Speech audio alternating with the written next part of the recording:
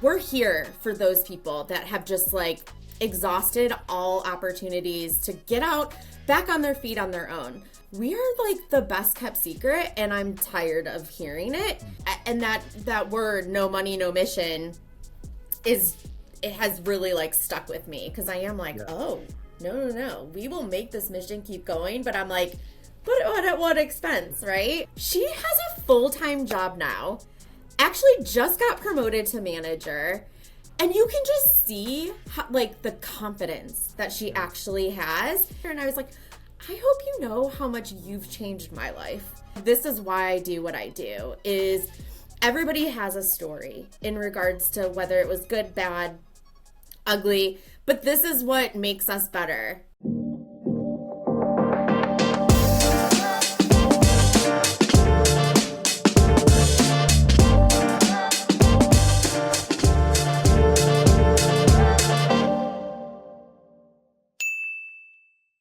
Welcome back to the Hart and Hustle podcast. Today's guest is Stephanie, which is also here in Central Florida, which is pretty damn cool. Stephanie, if you can name the organization and the role that you play in the organization. Sure.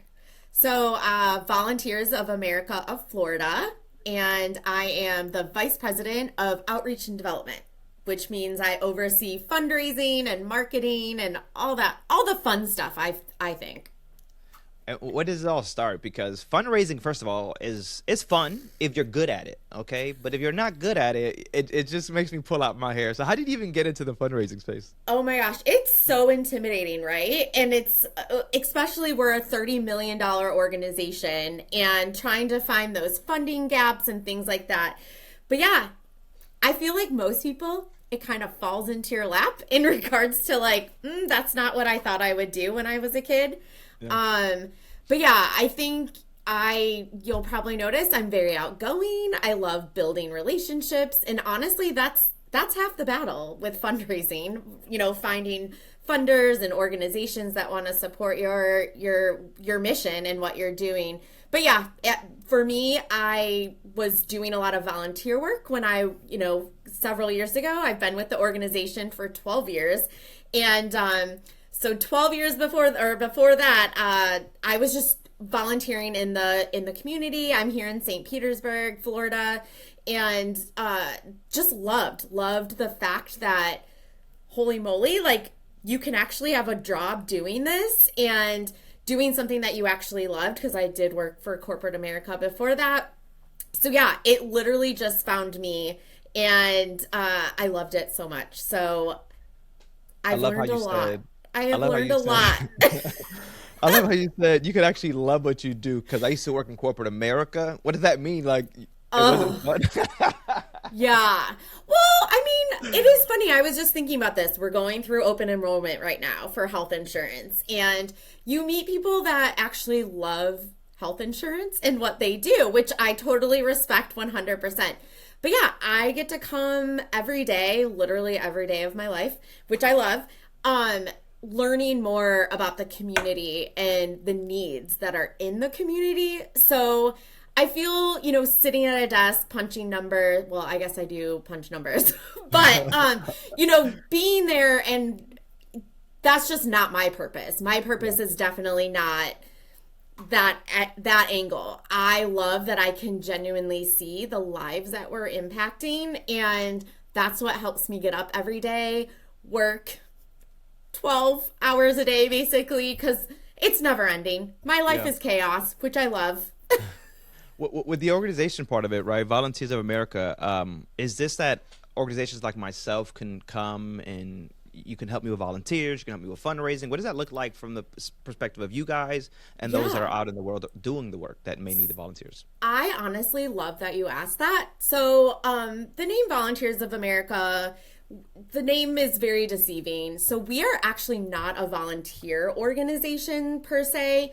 So we provide housing as well as wraparound services to what we call Floridians in need. So those are the people that they've tried everything in regards to finding housing, finding a job, so they don't end up homeless. So what our mission is, we're here for those people that have just like exhausted all opportunities to get out back on their feet on their own. So we're here in regards to like if you need housing. So we own most of our locations. We're statewide. Wow. So we have housing. But what's unique about our organization is it's not just getting a roof over your head. It is about what is happening inside that house. So we are here to provide services such as case management. Perhaps, you're a homeless veteran and you're not aware of all these benefits that you absolutely have. So we're here to just connect the community to opportunities in order for them to get back on their feet. Because we often do say, we're kind of their last resort in regards to they just can't get back on their feet. They just don't have the tools. And we have those tools for them. Yeah. Yeah. Hey, if you're getting value from this conversation, do us a favor and hit that subscribe button. We drop episodes like this regularly, and we don't want you to miss a single one. Now, let's get back to it. And 2025 just ended. What did that look like? How many people did you guys were able to serve last year? Yeah, so we served over 5,000 people, and that involved homeless veterans, those suffering from mental illness. Those just they don't have a mental illness, but they need affordable housing. So, but yeah, we serve around 5,000 people every year. So, yeah. And so 5,000 people, multiple programs, I can imagine, right? Like maybe they don't just need housing, they may need other things. Exactly. Case management, or just those mental health services, connecting them. So we have a program called Supportive Services for Veteran Families. It's SSVF. And those individuals are not receiving housing per se from us or at our locations, but we're connecting them to perhaps landlords that will take, stipends or be able to, get that affordable housing, and things like that.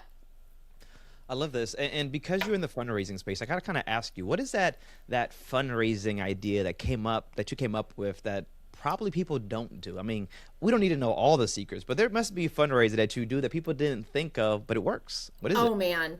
So a lot of people say that direct mail is dead. Please don't tell me it's alive. No, I no. am that guy. I'm that guy that says it's dead.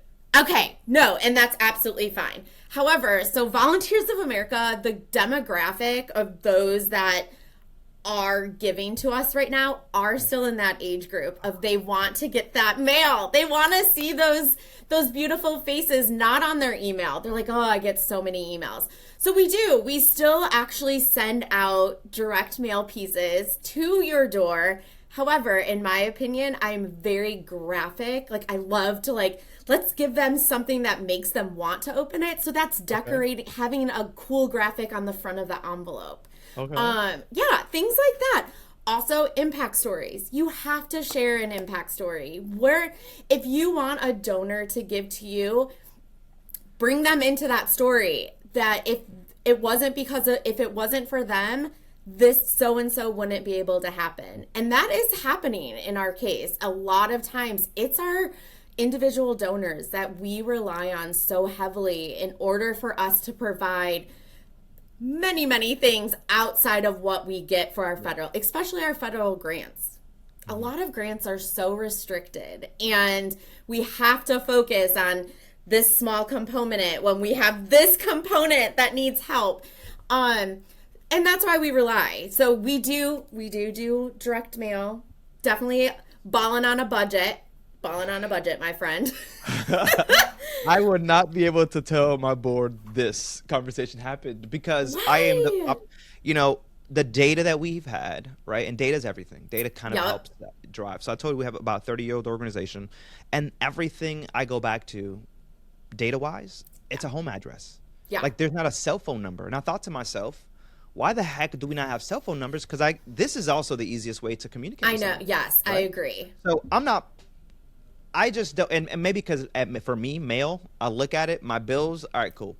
I guess maybe a letter from your old high school could be, what? Why are they reaching out to me? This is, maybe that's a game. Maybe that's a play right there. So maybe I'll try it. Yeah. But it's funny because I do be thinking that it is dead. But when we think about our donors, it is class of 1972, class of 1978, those that just don't have anything else to do at the moment, and they just want to give back to their old alma maters.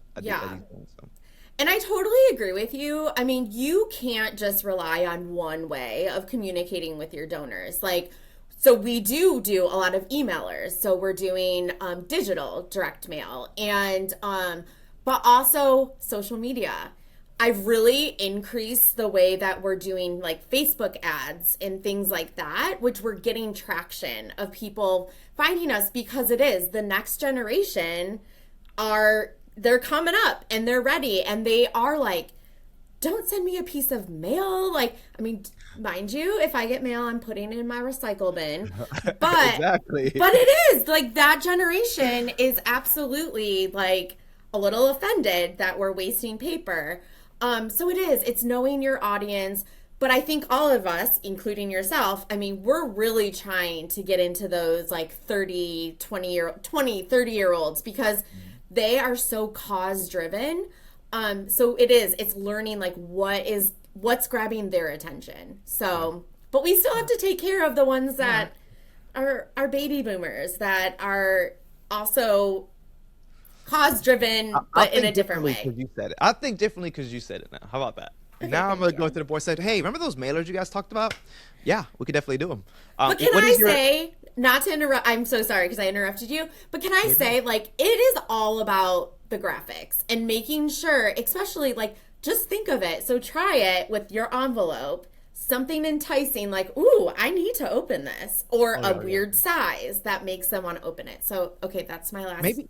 I mean, I'm just here thinking, right? Because it is about creativity. It is about the difference, and I think we have these like little ego pins, little pins. Yeah, So maybe we just drop one of those, right, with yeah, something in there, so they feel like, wait, what's in it? They yep, got to open it now. There's something in there, right? yes. And maybe I Can like I this. tell you? So I created magnets and these magnets will fit in the envelope. And mind you, I know a lot of us maybe we don't put stuff on our refrigerator, but if I showed you my wall right now, like I actually put random stuff on my wall to, inspire me every day. But we created magnets. Oh my gosh, they're very inexpensive, but it says proud supporter and it has pictures of all the various people that we assist. So, Great ideas. I love him. Okay, this is really good. This is though. I think we're in a space right now, and you guys may be experiencing this, where cuts are happening, right? And everyone's trying to pivot. And how do we get into this raising funds? Because if not, we're losing people, we're losing programs. So I love that we're having this conversation because it gives people just those small ideas. And sometimes we're so focused on what's happening now that we can't see around us. So I love that we have you, here and having these conversations. Where are you guys at when it comes to just fundings? Are you guys strictly government funded? Are you guys looking more philanthropic? Like, where are you guys at on that? yeah, no, the majority of our funding is federal funding. We get grant funding from HUD as well as the VA. We're actually in crisis mode right now in regards to we have 6 grants due for our transitional housing for homeless veterans due today at 4 o'clock. So, but Why are you even here? as I'm I just said, joking. my life is always chaos. But it's okay. We have teams working on it. I told them, I'm like, I have this very important podcast to be on, spreading the word. But it's very scary times. And I will tell you, we're especially HUD right now. They are going through lawsuits in regards to permanent supportive housing. It still hasn't been resolved. We have funding until July 1st. And with permanent supportive housing, it's paying people's rent, but also providing the services. We think we'll be good to go for this next coming up fiscally or this funding. But next year, they may be changing it to where it's not permanent housing. It has to be a transitional housing, population, Yeah. which is scary for us because we are like, no, the population we serve, they can't be in transition. And anyway, but yeah, it is scary. That is one of the things that we continue to work on is finding foundations, you know, individual donors that are willing, that believe in our mission and do want to help us kind of get away from federal grants, but it's not. I mean, it's the majority of our funding here at VOA. I there's so many different programs you talked about and some of the Yeah, I services know. you guys offer, which is really good. And it's like I'm always a big believer that sometimes the resources are in our own backyard and we just don't know they exist. However, Exactly. from the organizational part of it, it's like how do we get the word out there? How do we communicate better, right?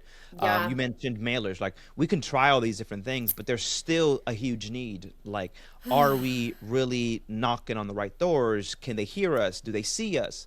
Like, what does that look like from an organization standpoint? How many years you guys been around now? Yeah. Oh my gosh. So we are celebrating 130 years in next Ooh. month as VOA as a Wow. national. But we've been, the Florida affiliate has actually been present since 1914. But we've been an affiliate since 92. It's all, Wow. I know that was a lot of like word salad. So I'm Well, even sorry. 92, I think about it. I'm a Oh 90. I was yeah. born in the 90, so Yep. that's still a long time. Okay. About to be 36 this year, just letting you know. Oh my gosh.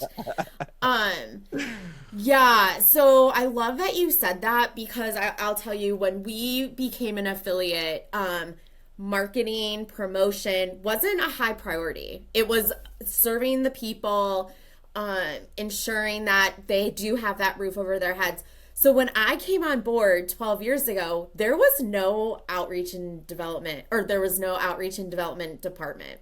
Mhm. So our new CEO, who's now been here 13 years, so but she's been with the organization for 30. She really was like, we are like the best kept secret, and I'm tired of hearing it. Mhm. So that's when she was like, we need a department. We need to start the trainings. It was like, we got to get this established. So I actually very honored to be part of the team that actually started this department. And Wow. once again, I've learned so much, but we're all about, it's all about networking. We have over 60 programs statewide. We're in over 80 cities. It's about getting our programs that are direct service to also, because I'm a team of three. So we can't be everywhere at Yeah. once. So it is about getting those programs to get out there and make sure our community knows who we are. So that's half the battle, right? Like Mhm. sharing that, information and just telling people that we're here and the amazing work that we do. It Yeah. shouldn't be a secret. Yeah. I forgot to actually say this earlier, but just so that you can kind of cringe when you hear this. Okay. Mission statements, right? We talked about impact stories. So I was talking to who is now currently the VP. She's been on the board for a long time. And she Yeah. says, Ephraim, yeah, the mission of we make money to give money. And I was like, no, no, no, no, no, no, no, no. That is not the mission. You cannot ask somebody, say, hey, can you give us $1,000? What is the mission? We make money to spend money. What? That doesn't even make any. I was so Stop it. mad. Yeah, Stop it's just, it. see, that's why you're here to make. But this is what we've heard for the last couple of years. I'm like, oh my God, no. There is those stories, impact stories, right? That gets people tugs them at the Yeah. heart. I feel like we sell stories. That's what our service Oh is, my right? gosh. We sell stories. 100%. You want to like connect with a person because maybe you talk about homelessness and they're just like, ugh, homelessness, whatever.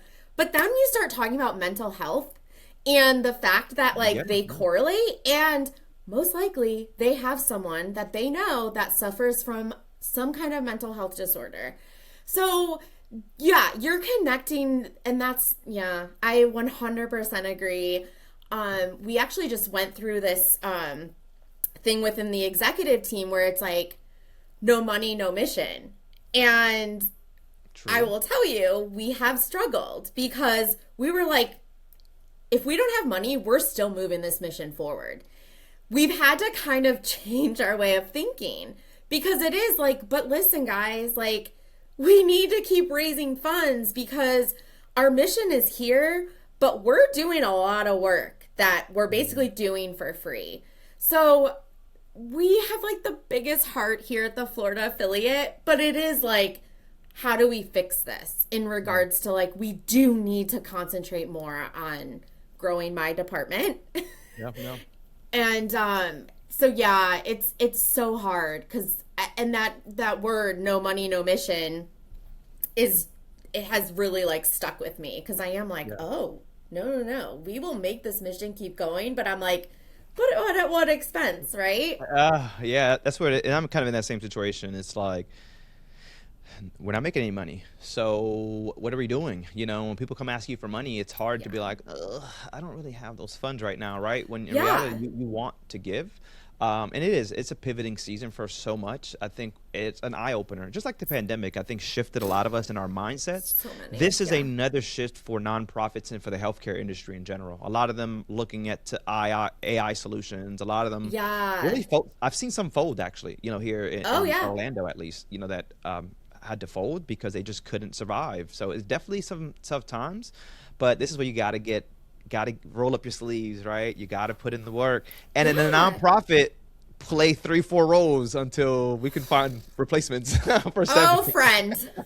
How many hats do I wear? But like I said, you have to love what you do though, or You else you do, you will. do, you You'll do. go crazy. You'll be like, ooh. But I think I love the chaos secretly. Don't tell anybody else.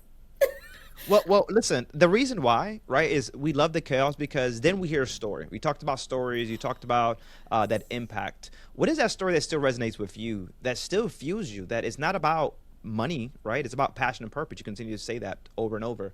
What is that story that still drives you? That if anything goes wrong, you go to that story and say, "This is why I do it." Oh my gosh. So we recently, it was just 2 years ago, we recently moved our admin office on site to one of our newest projects or programs called Innovare. It's here in St. Pete. And I will tell you, meeting the participants that live with us now, meeting them on day one and seeing them 2 years later has just been like mind blowing. I mean, I actually was just meeting with someone yesterday and we were talking about I had done like a video with her and just seeing like how quiet she was and didn't have really much to say and it was very like pulling teeth. And then we did another interview yesterday and just seeing her smile and seeing her talk about her kids that her daughter actually graduated high school from Love here. it. Like, I mean, when she initially moved in, she graduated 2 years ago. She's about to graduate and being able to be a full on massage therapist. Like, just seeing that impact and having the ability to give them opportunities. Just like when she first moved in, she wanted a job so bad, but was struggling, doesn't have transportation, was barely like making ends meet. She was actually fully on homeless before she moved in with us. She has a full-time job now.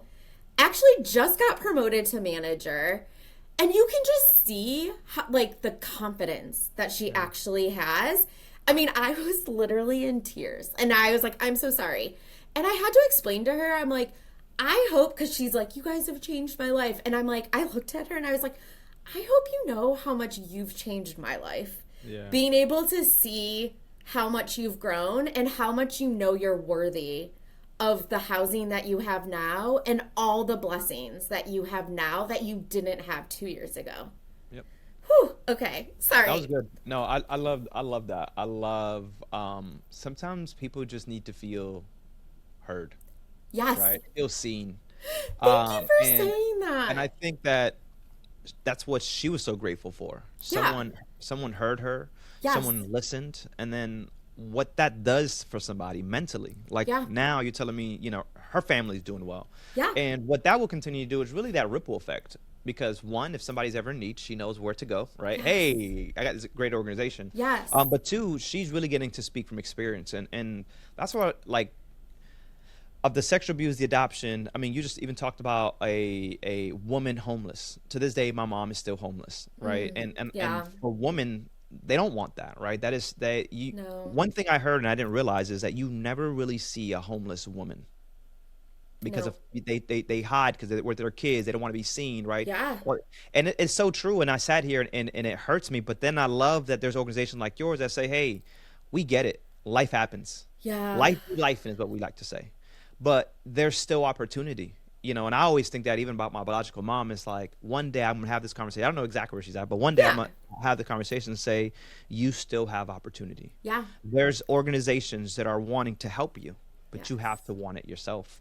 And I love like that you guys are in this space just helping people at that level because not everyone's, the pandemic even changed that. Like everyone struggled through those times, Yeah. whether it was mentally, financially, like, it was a shift in their lives from having to work from Massive. corporate center to now from home. People don't people barely had anywhere to work from. Well, what do you Right. mean you want me to work from home? I don't even have a Yep. home. This Yeah. is my home, right? Right. So the shift that you guys were able to provide, and still providing, like you said, the unknown secret. We got to Yeah. get more people to know about you guys. Are you guys have any events coming up? Fundraising Yes, events? Yeah, let's we talk do. about it. I actually have a golf event that is happening on Saturday. See, look it, I'm chaos. We have a You golf got a event lot. that's happening on Saturday in Ocala. And Okay. that one's to support our Ocala Ritz Veterans Village. So that is for homeless veterans that we serve in Ocala. And then in April, we're actually doing a Visionaries of Impact breakfast here in St. Pete, so Tampa Bay area. We're just going to bring like 200 close friends, new friends, learn about what we do and share some testimonials and just kind of celebrate our 130 years, our 130th birthday. But yeah, just bringing awareness of what we do and hopefully new people that want to be part of our mission and moving it forward. I love that. And just because you Yeah, said Tampa, and I'm just a nerd, so has nothing to do with the hell we were just talking about. But I love you. you just mentioned Tampa, like that Tampa area, and in May, so it all just clicked. So Yeah. I don't know if you watch wrestling, but I'm a big wrestling fan.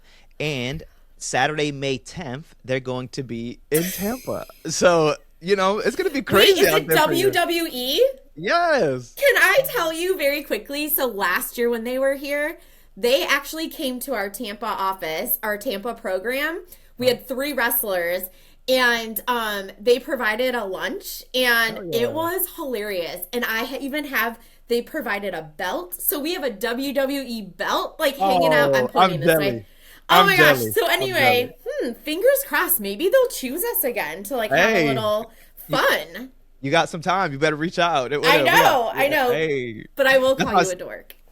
As you're dorking out. You're like, Listen, well, I don't know if you know, outside of just, and I can't believe I'm in this world. When you talk about doing things that you love, right? When you talk about just believing in yourself, knowing your worth, right? yeah. I find myself in a place that I'm doing something that makes me happy and I feel very at peace. And it probably makes me a dork. However, I've loved systems, I love automations, I love just giving back, but I love wrestling. And wrestling to me was the escape from reality as I was growing up as a Oh, young for kid. sure. And I was Yes. as I was going through the sexual abuse and adoption in my home because that's where it was happening. So wrestling was always that escape from reality. Watched it my whole life. When I left my mom's home at 18 years old, I stopped watching it for some years. And then when Oh. I got back into a relationship, it's what kept me grounded. Like I got in a relationship and I picked back wrestling up again. And then I was watching all these years, and I just one time found myself falling asleep within the first 30 minutes of the show because I was laying down on the couch, and once my head hits the pillow, I'm out. All right. I feel you. So I feel you. I was falling asleep, but I also was doing podcasts already. And I seen this guy build a community online, and he would have like 500 people on his live, and just build a community. So I said, I can do this. Like, why can I do it? So I tried. And I remember how cringe. I go back and watch these videos, but it was the one, person watching my brother. Now I have about 80,000 followers on TikTok. I have about 2,000. Like, just in the last 30 days, I probably reached over 2-3 million views across platforms. Now I'm getting invited to TikTok events. Now I'm interviewing wrestlers. So it goes back to those that are watching. You got to find what you love. It's not about the money. And now I'm getting paid to do this actually. Even better, right? And I'm like, what happens when you start to tap in and Yep. be yourself, authentically you? And that's what I Yep. love about you, Stephanie, because the first day I met you, this is who you were.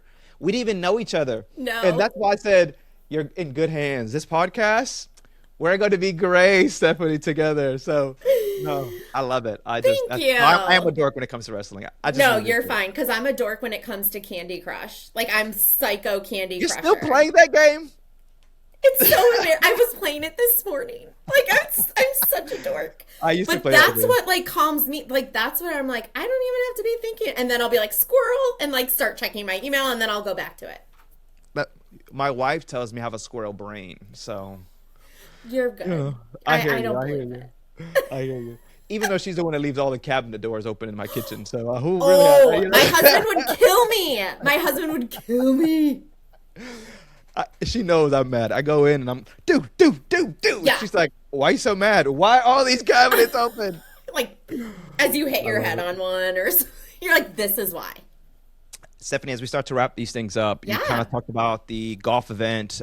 We talked about some things like mailers to go out. Yeah. What do you leave those that are right now in just that mental state of the unknown, right? Yeah. We've brought so much energy, and hopefully they've felt the energy, but mentally, what should they be thinking, where they should be going to even move past this? Because it's a hard time for a lot of people out there that are in this space. Yeah, no, it is. I have colleagues that are angry about like the administration and things that are happening, and you kind of just like, okay, like we need to focus on the right now and just know like this isn't the end story, and just realizing that, I don't know, I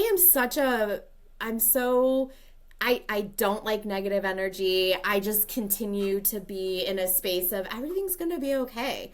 I believe like everything happens for a reason. And,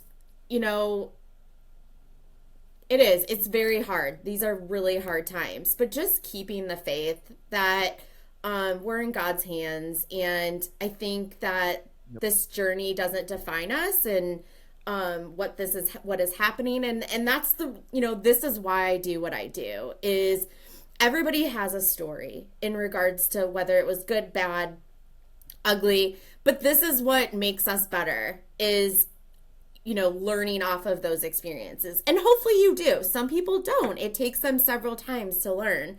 But yeah, I can't be in a negative space. Like, I just can't. Like, what? I mean, that would just send me even, into depression and whatnot. But just knowing everything's happening for a reason, and it's going to be okay. It really is. Be patient, stay consistent, right? Exactly. Yeah. I love it. What can people find more about the organization if they wanted to know more about also you? Maybe you're on LinkedIn, so you want to share those socials. I am on LinkedIn. It's Stephanie Ramsden Vranich. But yeah, I'm on LinkedIn. But yeah. Are you laughing at your husband's last name? No, that's my Ramsden. Ramsden's my maiden name. I always kept it so I've been married for almost 24 years. But I laugh because back then, when I created those accounts, I was like, oh my gosh, I want people from high school and, college days to be able to find me. Now I'm like, I am it's been a while. And then Florida, voaflorida.org. Definitely find us. I really want people to learn more about us. We do love volunteers. So don't get me wrong. We do take volunteers. But yeah, share your treasures. If you're in the space to provide a monetary donation or even in-kind donations, we're always looking for hygiene items, food, even clothing, all of those things. But our website has all of our various locations. But yeah, just keeping in mind, we're serving those in need, those that, and at their time. We're not a cookie cutter organization. We look at each individual as individuals. Everybody has their own story, and I can't say it enough. So, but yeah, come one, come all. We love adding people to our VOAF family, is what I always tell people. I love it. Well, Stephanie, I definitely appreciate your time. I love what you guys are doing at the organization level. Definitely doesn't go unnoticed. People like myself that kind of have family experiencing it. It's always just heartfelt when I see, especially the excitement that comes out of your face. Like, I think that's one thing I enjoyed through this whole conversation was you were smiling the whole time. Your energy was contagious. Like, and if this is you, I can imagine everyone in that is also part of the organization. That matters, right? Yeah, it does. So I can imagine just by talking to you that you guys have a great team over there, right? Yeah. I need to be a part of that team. It's laughter. Can imagine some crying. I'm a crybaby, by the way. I try not to be, but it's really hard. I don't know when I don't know if it was in my 30s. I just started becoming emotional, but Lord, I get emotional. I'm just kidding. Guys, my name is Efrain. This has been Stephanie. Stephanie, thank you so much. We'll have to do this again. Make sure you guys follow, like, and subscribe. We'll catch you guys on the next one. Latest.